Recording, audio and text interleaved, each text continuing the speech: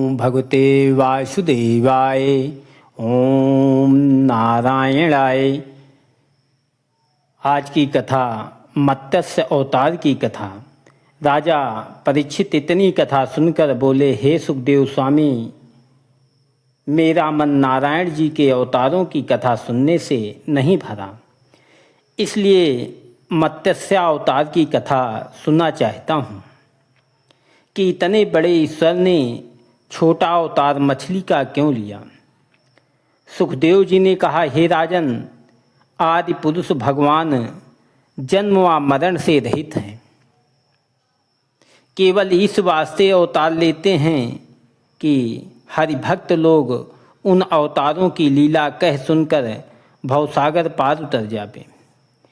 जब गौ ब्राह्मण देवता पृथ्वी धर्म और हरिभक्तों पर दुख पड़ता है, तब वह छोटे व बड़े जीव का विचार नहीं करते। मात्रा अवसार की कथा इस तरह है कि एक बेर प्रलय होने पर ब्रह्मा रात्रि को अचेत सोए थे। जब दिन में उनको जमुआई आई, तब हैग्रू दैत्य उनके मुख से वेद निकालकर पाताल में ले गया। ब्रह्मा ने यह जानकर नारायण जी से विनय किया कि महाराज, हैग्रू दैत्य वेद चुरा ले गया है, सो वेद के बिना संसारी काम नहीं हो सकते।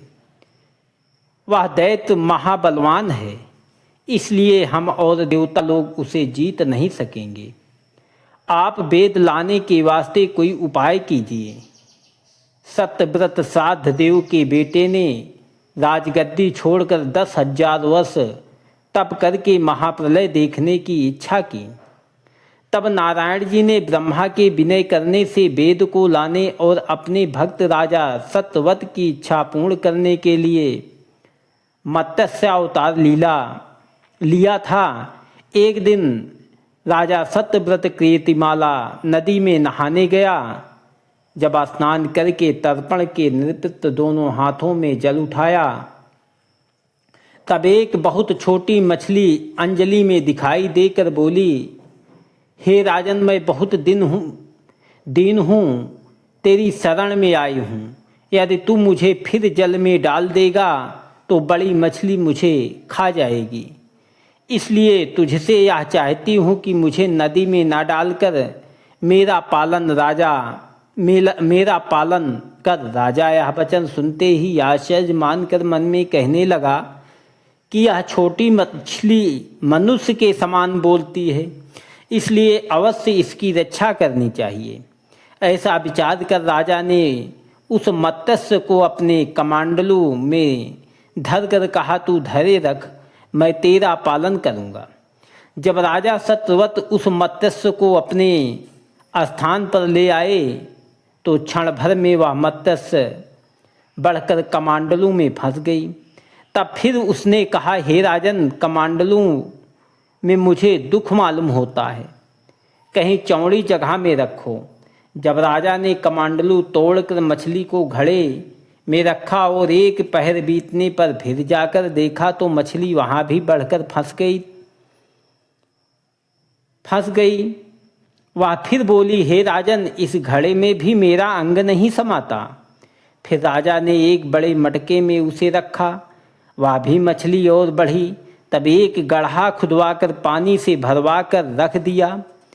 जब गड्ढा भी मत्स्य के शरीर बढ़ने से भर गया, तब उसे तालाब में ले जाकर रखा। थोड़ी देर में वह मत्स्य इतना बढ़ा कि तालाब में भी उसका अंग नहीं समाया। तब राजा ने तालाब को नदी तक खुदवाकर उस मत्स्य को वहाँ पहुँचा दिया। जब दूसरे दिन भी राजा स्नान करने गए, तो देखा कि मछली से सब नदी भरी है। तब राजा ने उस मत्स्य को बड़े परिश्रम से समुद्र में ले जाकर कहा, हे मत्स्य, समुद्र से बड़ा कोई स्थान तेरे रहने के वास्ते नहीं है। अब तू यहाँ रहे और मुझको विदा कर। जब उस मत्स्य का अंग समुद्र से बढ़कर 10,000 योजन लंबा चौड़ा हो गया, तब उस मत्स्य ने सत्यव्रत से कहा, हे राजन, तू अपने को बड़ा ज्ञानी व धर्मात्मा समझकर मुझे समुद्र में छोड़कर अपने घर चला जाता है। मुझसे भी जो बड़ी मछली है वह मुझको खा जाएगी। यह सुनकर राजा ने ज्ञान से जाना कि यह मत्स्य परमेश्वर का अवतार मालूम होता है, क्योंकि मछली तुरंत इतना नहीं बढ़ सकती, सो इनकी पूजा करनी चाहिए। ऐसा विचार कर राजा ने बहुत स्तुति करने के उपरांत उस मत्स्य से हाथ जोड़कर विनय किया, हे मत्स्य स्वरूप भगवान, मैंने तुझको नहीं पहचाना कि आप नारायण जी का अवतार हैं। मेरा बड़ा भाग्य था जो दर्शन तुम्हारा मिला।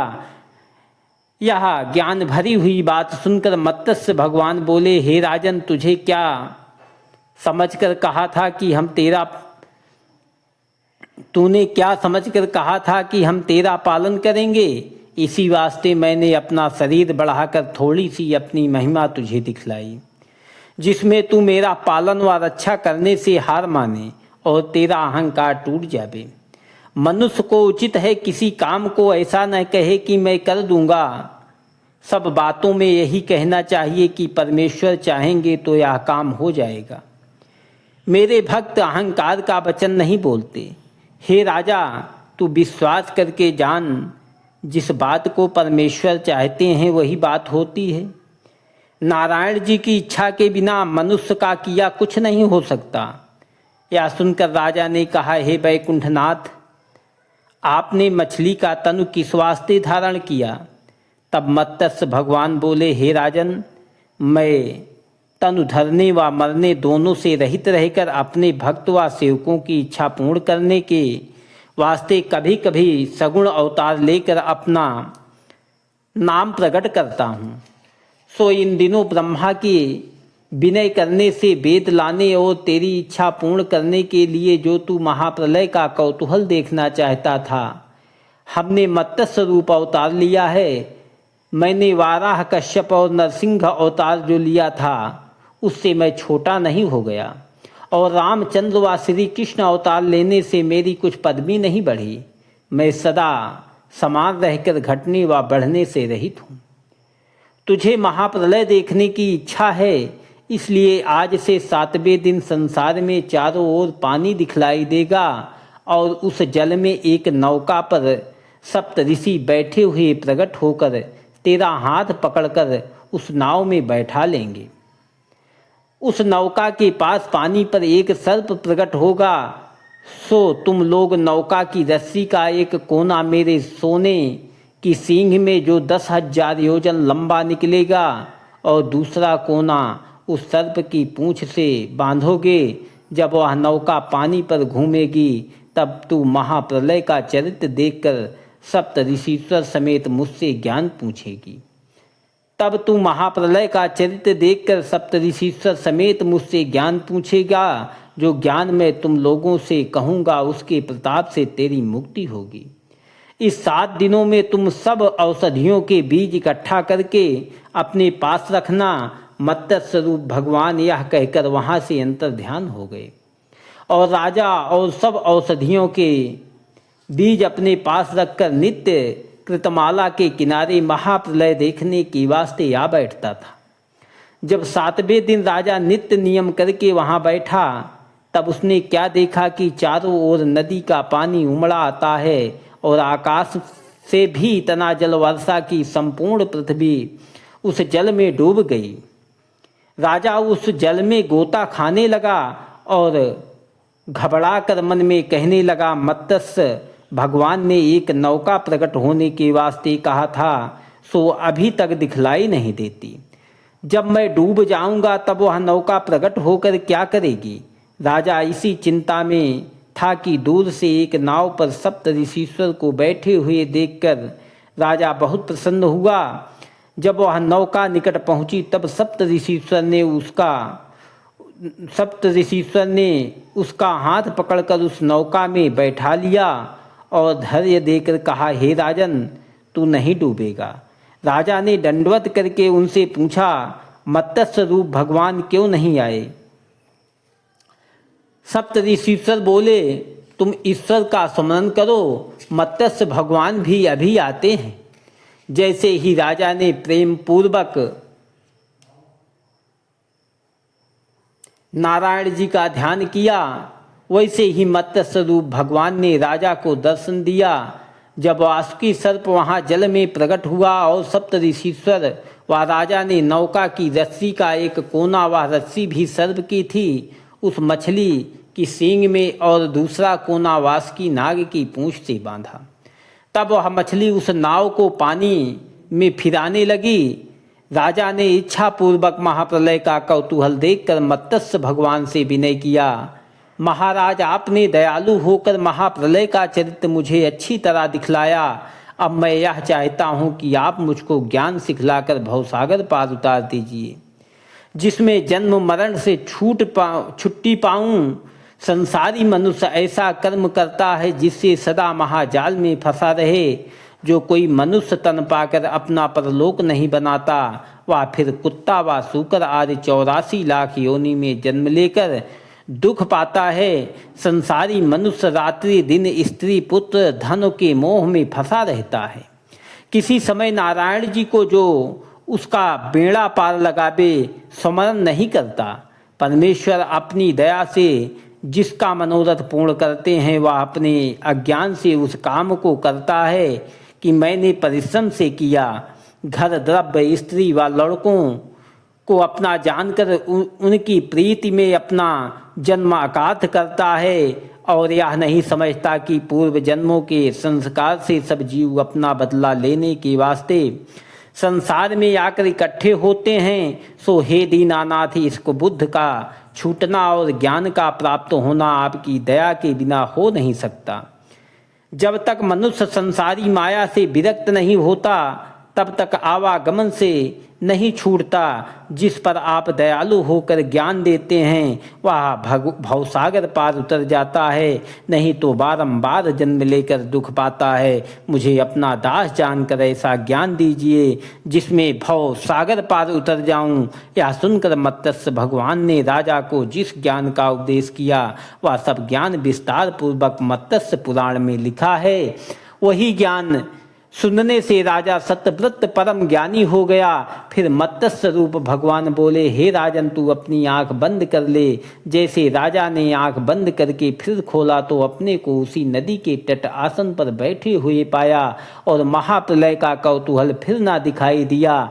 यह चरित्र और नारायण जी की महिमा देखकर राजा ने आश्चर्य मानकर मन में समझा कि मत्स्य रूप भगवान ने अपनी माया से मेरी इच्छानुसार यह कौतूहल दिखलाया है। राजा सत्यव्रत ज्ञान प्राप्त होने से हरि चरणों में ध्यान लगाकर मुक्त हुआ और मत्स्य रूप भगवान पाताल में जाकर अपनी गदा से हैग्रीव दैत्य को मारकर चारों वेद ले आए और ब्रह्मा को देकर बैकुंठ को पधारे। इतनी कथा सुनकर सुखदेव जी बोले, हे राजन, 14 मनवंतर में जो जो अवतार परमेश्वर लेते हैं, उनकी कथा तुमसे वर्णन की। 14 मनवंतर ब्रह्मा की एक दिन में बीत जाते हैं और इतनी ही बड़ी उनकी रात्रि भी होती है। उसी दिन से रात के प्रमाण से ब्रह्मा 100 वर्ष जीते हैं। इतनी कथा सुनकर राजा परीक्षित ने विनय किया, हे महाप्रभु, 14 मनवंतर और परमेश्वर के अवतार लेने की कथा जिसके सुनने से संसारी जीव भवसागर पार उतर जाते हैं, तुम्हारे मुखार बिंदु से मैंने सुना और आप भूत भविष्य व वर्तमान तीनों काल के ज्ञाता हैं। इसलिए मैं चाहता हूँ कि आपके मुख से सूर्यवंशी व चंद्रवंशी राजाओं की कथा जो पहले हो गई है सुनो। सुखदेव जी यह बात सुनकर बोले, हे राजन, तुमने बहुत अच्छी बात पूछी, हम कहते हैं सुनो। कदाचित कोई ऐसा कहे कि सुखदेव जी ने वैष्णव होकर संसारी राजाओं का वृतांत किस वास्ते कहा। तो उन्होंने 2 गुण समझकर यह कथा कही थी। एक यह कि वे राजा धर्मात्मा और ज्ञानी थे, संसारी माया से विरक्त होकर मुक्त हुए हैं। उनकी कथा सुनने से राजा परीक्षित को राज्य छोड़ने और शरीर त्यागने का सोच ना होगा। दूसरे पर ब्रह्मा परमेश्वर ने रामचंद्र का अवतार सूर्यवंश और कृष्ण का अवतार चंद्रवंश हरि भक्तों को सुख देने की वास्ते धारण करके अनेक लीलाएं की हैं। वह कथा सुनकर संसारी लोग सब पापों से छूटकर मुक्ति पदवी पावें। ओम नमो भगवते वासुदेवाय। ओम नारायणाय नमः।